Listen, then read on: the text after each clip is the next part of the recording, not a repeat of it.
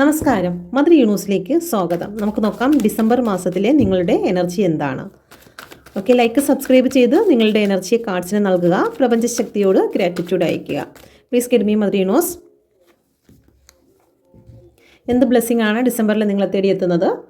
Please get me mother universe. എന്ത് ചലഞ്ചാണ് എൻ്റെ വ്യൂസ് ഫേസ് ചെയ്യാൻ പോകുന്നത്? അതിനെ എങ്ങനെ അതിജീവിക്കാം? ഓക്കെ, നിങ്ങൾക്ക് സണ്ണിൻ്റെ എനർജിയാണ്. സകല പ്രതിബന്ധങ്ങളെയും ചാടിക്കടന്ന് മുന്നോട്ട് വരുന്ന ഒരു എനർജിയാണ് ഇവിടെ കാണുന്നത്. ഓക്കെ, നിങ്ങളുടെ ജീവിതത്തിൽ ഇതുവരെ അന്ധകാരമായിരുന്നു എങ്കിൽ അതെല്ലാം മാറി നിങ്ങൾക്കൊരു ന്യൂ ബിഗിനിങ് തുടങ്ങുകയാണ്. നിങ്ങളുടെ ജീവിതത്തിൽ അന്ധകാരം മാറി പ്രകാശത്തിൻ്റെ അനുഭവം നിങ്ങളുടെ ലൈഫിലേക്ക് കടന്നു വരുന്നു, സ്ട്രെങ്ത് വരുന്നു. അതുപോലെ തന്നെ പ്രപഞ്ചശക്തിയുടെ ഒരു സപ്പോർട്ട് നിങ്ങളുടെ കൂടെ ഉണ്ടായിരിക്കുന്നതായി കാണുന്നു. അപ്പോൾ ഡിസംബർ മാസം നിങ്ങൾക്ക് ചില കാര്യങ്ങളുടെ തുടക്കമായി കാണുന്നുണ്ട്. Okay, please get me mother universe. എൻ്റെ വ്യൂസ്, ഈ മാസത്തിൽ ഫേസ് ചെയ്യുന്ന സ്ട്രഗിൾ എന്താണ് എന്ന് ചോദിച്ചതിൽ കിങ് ഓഫ് കപ്പിൻ്റെ എനർജിയാണ്. നിങ്ങളുടെ ഇമോഷനെ കൺട്രോൾ ചെയ്യുന്നതിൽ നിങ്ങൾ കുറച്ച് ബുദ്ധിമുട്ടുന്നതായി കാണുന്നുണ്ട്. ഒന്ന്, നിങ്ങളുടെ പ്രവൃത്തി, നിങ്ങളുടെ ജോലിയുമായി ബന്ധപ്പെട്ടിട്ടുള്ള കാര്യങ്ങളിലും അതുപോലെ തന്നെ നിങ്ങൾ ഇഷ്ടപ്പെടുന്ന വ്യക്തി, കുടുംബമാണെങ്കിലും റിലേഷൻഷിപ്പ് ആണെങ്കിലും അവരുമായിട്ടുള്ള ഒരു സമയം പങ്കുവയ്ക്കുന്നതിൽ നിങ്ങൾക്ക് ഒരുപാട് സ്ട്രഗിൾ ഫേസ് ചെയ്യുന്നതായിട്ട് കാണുന്നുണ്ട്. ഓക്കെ, അപ്പോൾ ഒരേ സമയം തന്നെ ജോലിയും അതുപോലെ റിലേഷൻഷിപ്പിനെയും കൈകാര്യം ചെയ്ത് മുന്നോട്ട് പോകുന്നതിൽ നിങ്ങൾക്ക് പറ്റാതെ പോകുന്ന സാഹചര്യം നിങ്ങൾക്ക് ഈ മാസത്തിൽ ഉണ്ടാകുന്നതായി കാണുന്നുണ്ട്.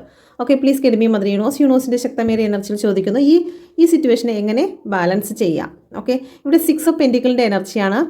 എല്ലാത്തിനും നിങ്ങൾ കൃത്യമായിട്ടുള്ള ഒരു ടൈം വെക്കുക എന്നാണ്. ഇപ്പം ജോലി സംബന്ധമായിട്ടുള്ള കാര്യങ്ങളൊക്കെ ആണെങ്കിലും ഇത്ര സമയം നിങ്ങൾ വെക്കുക. ആഴ്ചയിൽ ഒരു ദിവസം അത് കുടുംബത്തിന് വേണ്ടി മാത്രമാക്കി മാറ്റുക.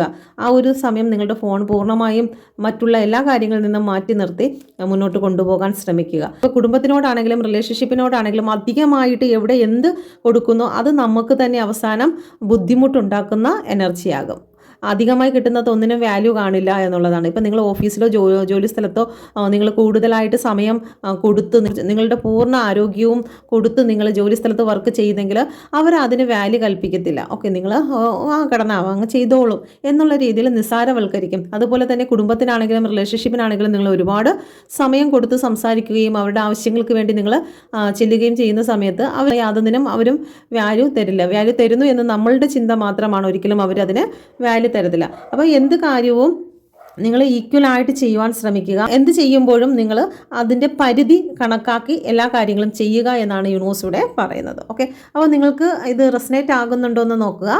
ഇതൊരു ജനറൽ റീഡിംഗ് ആണ്. നിങ്ങൾക്ക് റെസനേറ്റ് ആകുന്നത് മാത്രം എടുത്താൽ മതി, അല്ലാത്തത് വിട്ടുകളയുക. ഓക്കെ, നിങ്ങൾ പേഴ്സണൽ റീഡിംഗ് എടുക്കുവാനോ ടാരോ കാർഡ് പഠിക്കുവാനോ ആഗ്രഹിക്കുന്നുവെങ്കിൽ ഈ നമ്പറിൽ കോൺടാക്ട് ചെയ്യാവുന്നതാണ്. Thank you. God bless you.